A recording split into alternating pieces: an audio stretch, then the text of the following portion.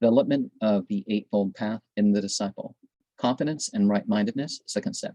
Suppose a householder or his son or someone reborn in any family hears the law, and after hearing the law, he is filled with confidence in the perfect one, and filled with this confidence, he thinks full of hindrances is household life a refuse heap.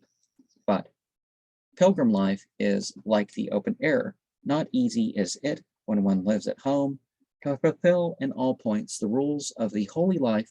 How if now I were to cut off hair and beard, put on the yellow robe, and go forth from home to the homeless life? A short time, having given up his more or less extensive possessions, having forsaken a smaller or larger circle of relations, he cuts off hair and beard, puts on the yellow robe, and goes forth from home to the homeless life. Now, you don't, accentuate, you don't remove what accentuates you as a male. You keep your beard clean and maybe even trimmed or something, but yeah, Islam allows you to trim the beard, because this is where I'm going with this. But there are stories in Islam in particular, and Buddhism has them too, but not so much about the hair and beard and stuff, is that people's like, oh, my beautiful hair, my awesome beard and all that stuff. And then somebody cuts them off, and it's like the dude's thinking about it. It was better that he kept it and wasn't so distracted about how awesome his beard used to be,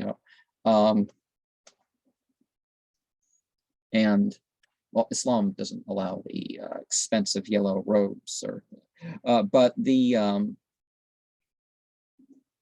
idea of having a high-end robe to distinguish you. Oh, I'm a monk. Here's my clothing as a monk. Isn't